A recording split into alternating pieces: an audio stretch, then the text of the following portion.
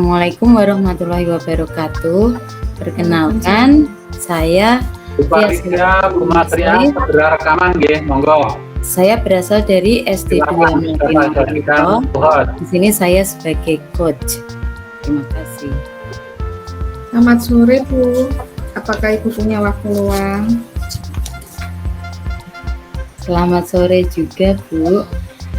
Ada apa ya Bu? Saya lihat sepertinya Ibu ada masalah yang sedang dipikirkan. Bagaimana Bu? Ada yang bisa saya bantu? Bu, lanjut aja. Gini Bu, saya mau curhat, saya punya masalah. Kira-kira Ibu bisa bantu saya apa tidak ya? Dengan senang hati Bu. Kira-kira apa yang bisa saya bantu? Seperti yang Ibu tahu, saya mengajar kelas 6 dan sebentar lagi kan menghadapi kelulusan.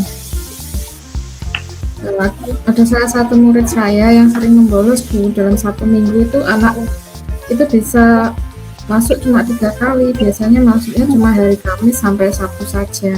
Kadang 1 minggu cuma masuk 2 kali Bu. Jadi masalahnya begitu ya Bu. Kalau boleh tahu, apakah Ibu sudah mencari tahu alasan murid tersebut membolos Bu? Sebenarnya ini bukan kali pertama Bu, sebelum di kelas 6 anaknya sudah seperti itu. Anak ini tuh tinggal bersama ayah dan 3 kakak laki-lakinya. Ibunya sudah meninggal waktu anak ini masih kecil. Nah, ayah sama kedua kakaknya itu sudah bekerja dan kerjanya di luar kota. Dan kakaknya yang nomor 3 itu masih di bangku SMP. Nah, selama ini yang mengurus masalah sekolahnya itu kakaknya yang ada di Semarang. Jadi kakaknya ini masih sekolah pendidikan polisi itu di Semarang. Nah, menurut saya anak itu kurang perhatian dari orang tuanya karena keluarganya tidak ada sosok ibu ya Bu. Jadi ketika saya tanya alasannya tidak masuk, itu kakaknya cuma menjawab kalau anaknya sedang sakit. Oh gitu. Tadi Ibu bilang anak tersebut hanya masuk pada hari Kamis sampai Sabtu saja. Sudahkah Ibu berbicara dengan anak tersebut? Mungkin anak itu takut pada guru tertentu yang mengajar di hari itu Bu.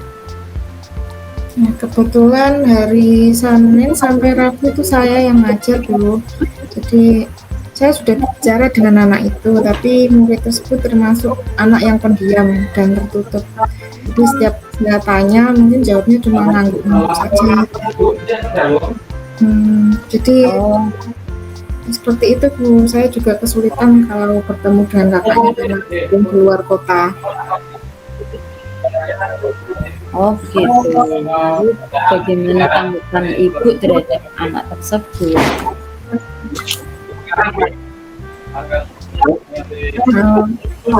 Sebenarnya itu saya sudah sering ke rumahnya. Rumahnya kebetulan dekat dengan sekolah.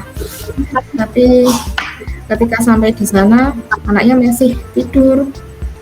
Jadi juga tidak mungkin kalau setiap hari harus menjemput ke rumahnya buat berangkat sekolah Bu. Sebenarnya yang Ibu lakukan tadi sudah bagus Bu. Seperti yang kita ketahui, karakter siswa itu berbeda-beda. Begitu pula dengan kondisi latar belakang keluarganya. Tugas kita sebagai guru bukan hanya mengajar pelajaran, tetapi juga harus bisa memahami karakter murid kita, karena itu juga berpengaruh terhadap pembelajaran di kelas.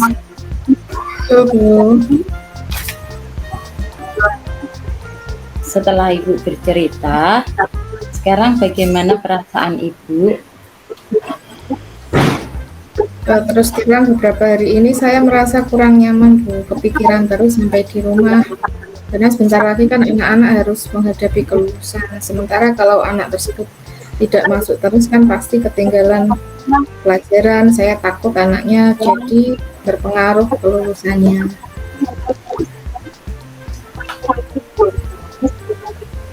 Jika saya dapat menyimpulkan, yang membuat ibu merasa tidak nyaman adalah ibu takut anak yang bolos tersebut tidak lulus.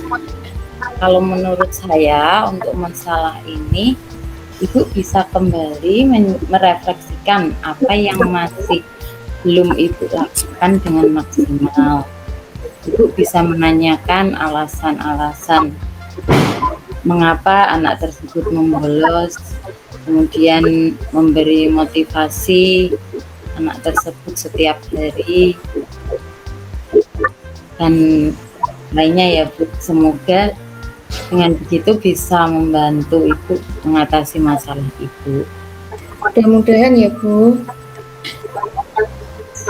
Dari apa yang sudah ibu sampaikan, apa rencana ibu ke depannya? Saya berniat itu menghubungi kakaknya, karena kan selama ini ngurus itu kakaknya. Jika memungkinkan, saya akan datang ke rumahnya untuk berbicara langsung. Saya juga akan menanyakan dan mencari tahu penyebab anak tersebut sering bolos. Apakah penyebabnya dari guru atau lingkungan sekolah maupun rumah yang membuatnya tidak nyaman, baik itu bertanya melalui orang tuanya maupun langsung dari anaknya. Lalu bagaimana dengan proses belajar mengajar ibu selanjutnya? Nah, ini saya akan membimbing anak tersebut supaya bisa mengejar ketertinggalannya selama membolos, jadi supaya tidak terpengaruh kelulusannya nanti. Oh iya. Terus langkah yang ibu ambil sudah tepat. Menurut saya setuju dengan ide ibu tadi. Syukurlah Bu, saya jadi lega sekarang. Syukurlah Bu. Kalau ibu sudah merasa lega, komitmen apa yang akan ibu lakukan untuk menjalankan rencana ibu itu? Nah, untuk hal itu, dalam proses belajar mengajar, saya akan lebih melibatkan peran orang tua dalam pembelajaran dan lebih memperhatikan lagi karakteristik dan latar belakang murid saya. Ya, semoga dapat segera terselesaikan ya Bu, dan ibu dapat bekerja dengan suasana hati yang tenang. Amin. Terima kasih ya Bu atas waktunya sudah mendengarkan keluh kesah saya. Dan saya merasa sedikit lega. Semoga nanti kita menjadi guru-guru yang bisa memberikan teladan yang baik untuk siswa kita. Amin. Sama-sama Ibu. Terima kasih Bu. Bahagia selalu. Iya, sama-sama Bu. Terima kasih kembali Bu Okti.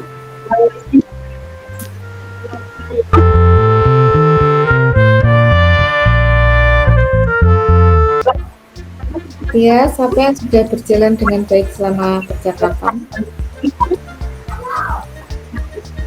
Yang sudah berjalan baik selama percakapan tadi, yaitu adanya kemitraan antara coach dan coachee, sehingga coachee tadi atau guru ya bisa dengan leluasa menyampaikan pendapatnya, menyampaikan masalahnya. Itu Bu. Kemudian yang masih perlu diperbaiki atau ditingkatkan apa ya Bu? Yang masih perlu diperbaiki yaitu bagaimana coach mengajukan pertanyaan berbobot untuk menggali segala kekuatan atau kompetensi yang ada pada diri guru. Kemudian selanjutnya apa yang Ibu lakukan untuk tetap dalam kondisi presence atau kehadiran penuh sebelum dan saat melakukan coaching? Ya.